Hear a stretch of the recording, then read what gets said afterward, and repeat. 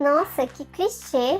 Adoro um clichêzinho. Há quem goste, há quem deteste, e talvez por isso seja tão importante ficar de olho nos clichês que podem rolar na sua história. Primeiramente, apesar de clichê ser uma palavra muito conhecida por aí, eu vou explicar rapidamente aqui o que significa essa palavra. Clichê é algo sem originalidade, basicamente. Sem originalidade é uma coisa que se repete muitas vezes, é muito recorrente, uma coisa batida, que tá todo mundo cansado de ouvir. Um dos lugares onde essa palavra está mais presente é no storytelling, na contação de histórias, ou seja, na literatura e no cinema. E nesse nosso caso do storytelling, a gente vai ter o clichê acontecendo quando uma história ou parte de uma história está apresentando ali algum elemento que é recorrente em histórias do mesmo tipo. Na maioria das vezes, quando a gente ouve essa palavra clichê, a gente acha que é uma ofensa, uma reclamação, que a gente está falando mal do livro, ou do filme, ou da série que a gente está falando.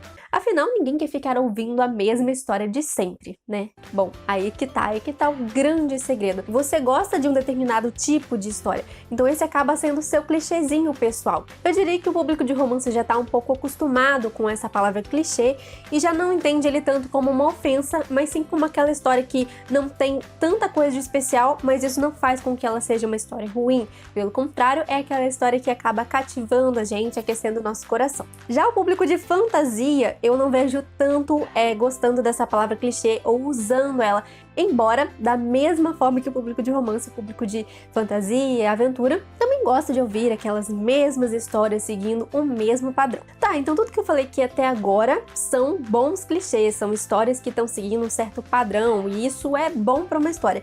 Mas como que usar um clichê vai fazer a sua história ficar ruim?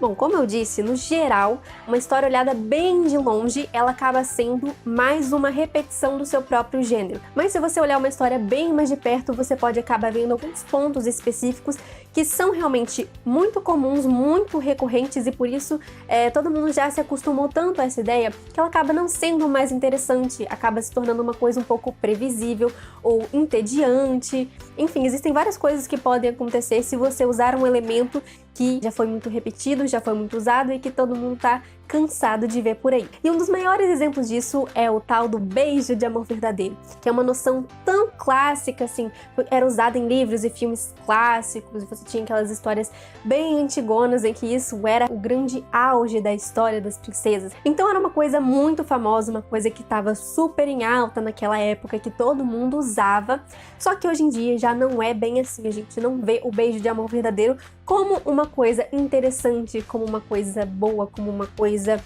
que prende a nossa atenção.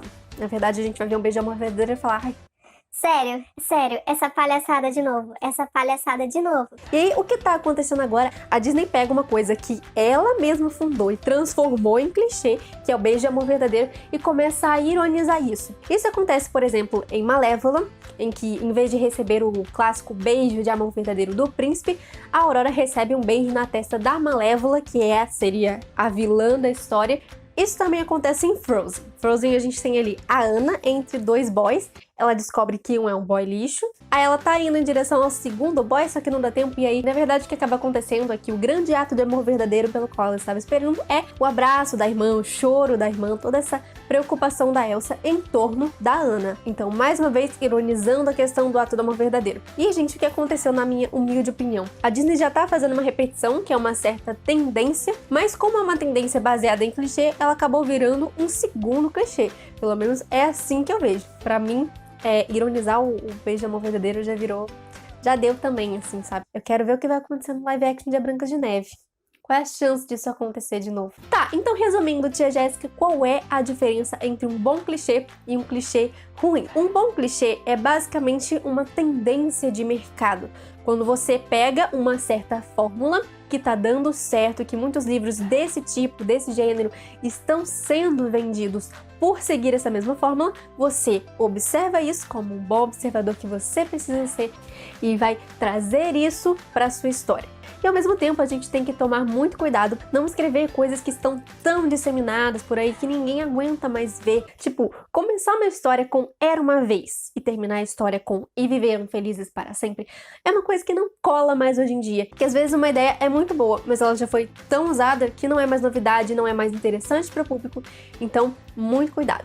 Identificar quais são os elementos recorrentes que você está usando e verificar se eles são bons clichês ou maus clichês. E foi essa a dica de hoje. Deixe o seu coraçãozinho e coloca aqui embaixo qual é o seu clichê favorito para eu saber, tá bom?